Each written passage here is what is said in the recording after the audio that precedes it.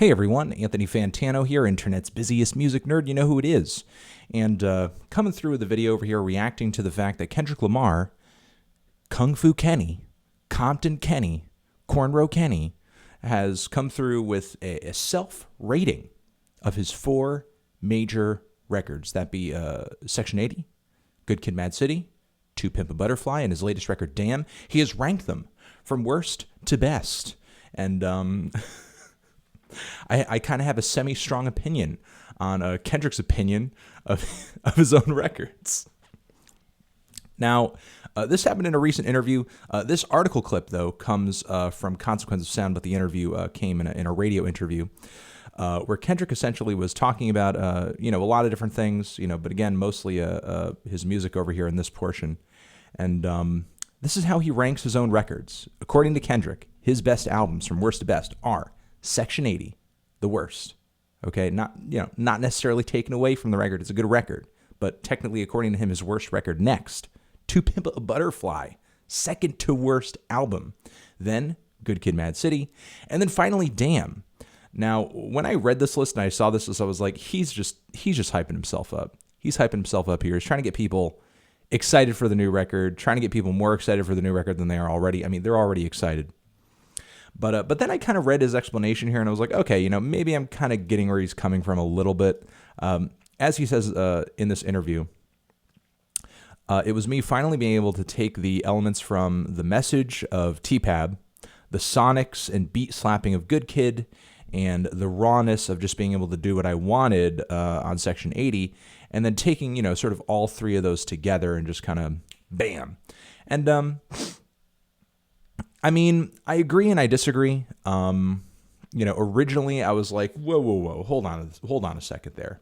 Now, if we're talking about pure album experience here, like a well-groomed, thematic, almost cinematic album, Good Kid and To Pimp a Butterfly are easily, superior to Damn.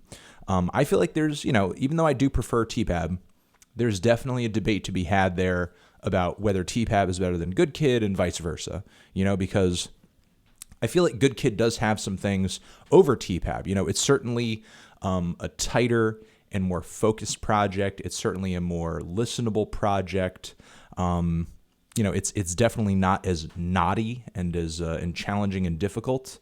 But the thing is, T-Pab is way more epic. It's way more unique of an experience. Musically, it's more dense and intricate and winding, and I guess kind of inspiring in a way. I actually think the message on T-Pab is a lot greater and more interesting too than the message on Good Kid generally. But I do kind of like the story, the narrative of Good Kid quite a bit.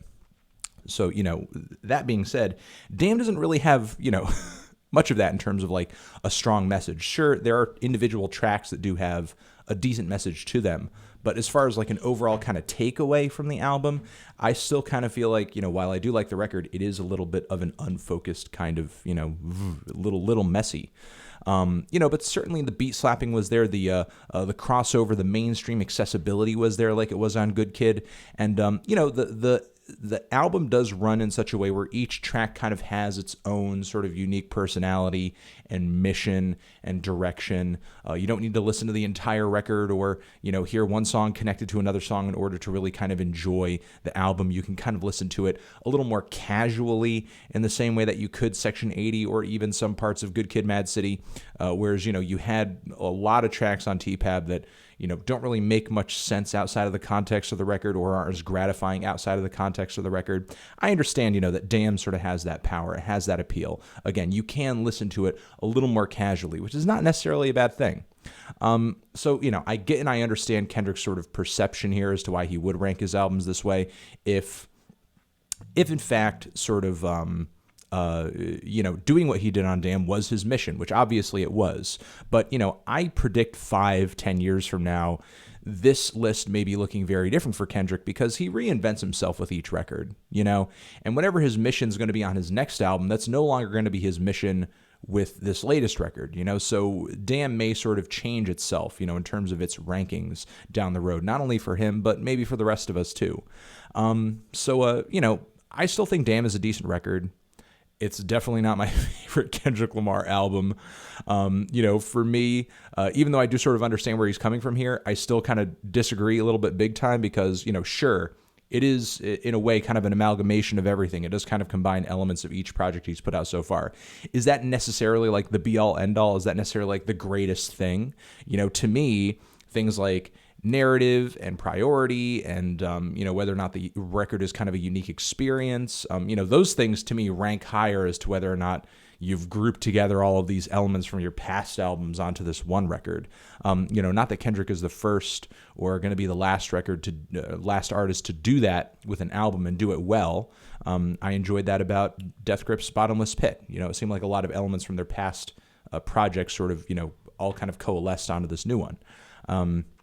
And it's kind of cool to see Kendrick thinking of his discography in that way. Not only does he think of an entire album as like, a full, complete experience, but now he's thinking of how his albums fit into his entire discography. I love an artist who sort of thinks big picture like that. That's an artist who's going to be around for a long time. They're going to continue to put out interesting stuff. They're going to continue to challenge their audience. They're going to continue to, drop classics. But is that necessarily like the greatest thing you can do with an album? In my opinion, not necessarily. Like I said, there are things like focus and song quality and production and cohesion between each track that I think makes Good Kid and T-Pab superior. But I do understand again what Kendrick is saying here and why Damn is sort of hit virally in the way that the two previous records haven't, because Kendrick really in a lot of ways kind of focused on this record as like, let's make this an album with some bangers. Let's make this an album with some focused tracks that people can kind of just enjoy on a song by song basis.